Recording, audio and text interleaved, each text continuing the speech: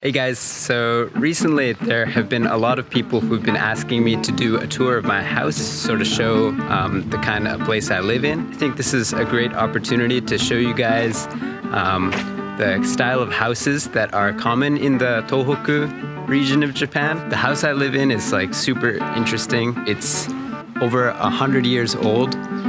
The owner of the house, he renovated a lot of it himself, so there's a lot of interesting little tidbits that I want to show you that you probably won't see on any other house.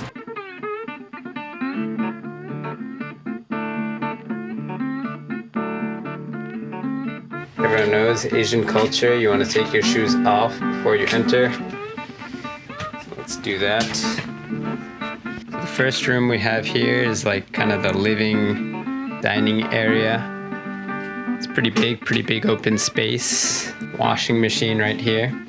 One thing you'll note is that there is no dryer. So living in Japan, one of the things that's always so surprising is the difference between what you expect and what you find when you actually get here. Having a clothes dryer in the home is like pretty uncommon. I guess we can start with an explanation of the kitchen. As my mom says, kitchen is like the most important living space. So here we got some racks to put stuff on. Japanese people are very particular about their dishes. This dish it's called an owan. It's for soup. And this dish here, this is a chawan.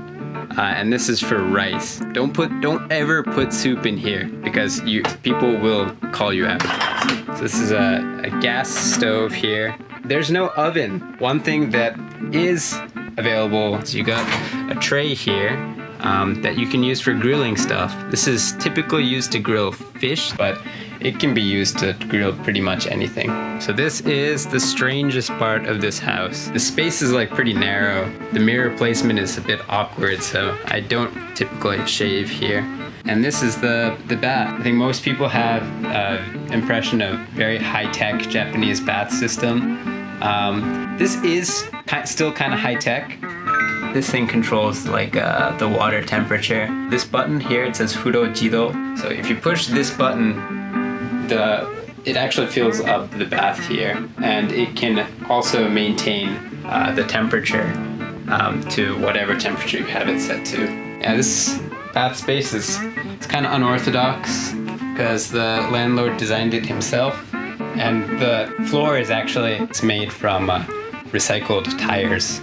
So that brings us to the living room. And one thing that you may or may not have known, Japanese people still measure the area of a room by rice mats. This one rectangular space is considered one rice mat here. So it's called ichijo, so one rice mat. So this room, it is 8 rice mats, so it's called hachijo. I looked it up online, and a jo comes out to about 1.62 meters. Kind of an odd figure, but historically they didn't have meter to go by as a point of reference, so you can't really help the not really round number. This isn't just any old dining table, so it's actually called a kotatsu. It's like a must in Tohoku, especially in the winter. If you look underneath here, you see how there's like a little electrical unit on the bottom of the table that heats up?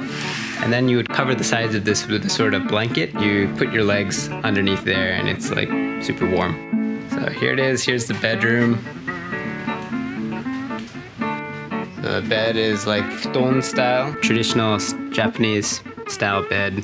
For people who don't like having to make a lot of effort to get out of bed in the morning, it can be kind of a struggle. But for me personally, I really like sleeping on the floor like this. This is what everyone pictures right before you come to Japan, these sliding doors.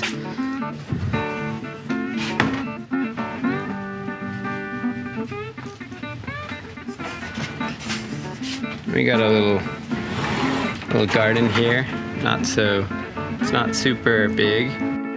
One of the things that I want to point out here, so there's a wall here, and then there's this glass door, essentially another wall in front of that. This might look kind of strange from a design standpoint. The reason for doing this is the old Japanese walls are poorly insulated, so they get super cold in the winter. So having this keeps more heat in. I grew up in New Hampshire. When people said, oh, Tohoku is cold, I was like, man, I'm from New Hampshire. Like, I deal with this. The first house I lived in Kesennuma, it was pretty old as well. Oh my God.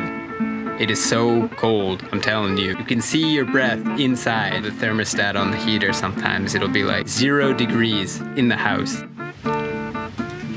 This hall is nice. Lets a lot of light in. And this hallway leads to the bathroom. So you got the sink here and the toilet. It's not a super fancy toilet. It does have the bidet function that everyone loves. Yeah, this house has a lot of weird elements to it. Like this shuts actually, which I don't think is really necessary because this also shuts like this.